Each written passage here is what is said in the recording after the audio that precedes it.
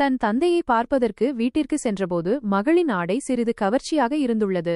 அதற்காக தன் மகளுக்கு எப்படி அறிவுரை கூறியுள்ளார் என்பதை அவரின் மகள் வெளியிட்டுள்ளார். நானும் எனது தங்கை லைலாவும் தந்தையின் அறைக்குச் சென்றோம். வழக்கம்போல் தந்தை கதவிற்கு பின்னால் ஒளிந்து கொண்டு எங்களை பயமுறுத்துவது போல் நின்றார். நாங்கள் உள்ளே சென்றவுடன் அவர் எங்களை உற்று பார்த்தார்.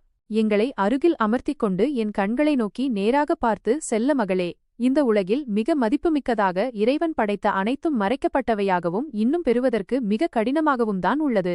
வைரங்களை எங்கு எடுப்பாய்? பூமியின் ஆழமான பகுதியில் மறைக்கப்பட்டதாகவும் பாதுகாக்கப்பட்டதாகவும் தான் வைரங்கள் உள்ளன.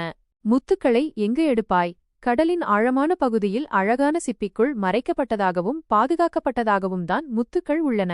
தங்கத்தை எங்கு எடுப்பாய்?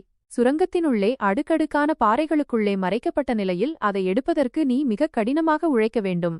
என்னை உற்று நோக்கியவராக, உன்னுடைய உடல் புனிதமானது. வைரங்கள் முத்துக்களை விட நீ புனிதமானவள்.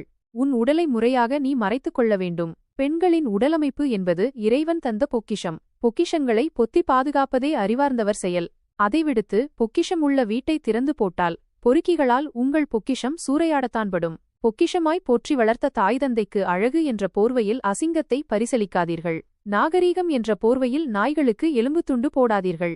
அன்பு மகள்களே, இதற்கு மேல் ஓர் தந்தையால் உங்களுக்கு அறிவுரை சொல்ல முடியாது. புரிந்து நடந்து கொள்ளுங்கள். படித்ததில் பிடித்த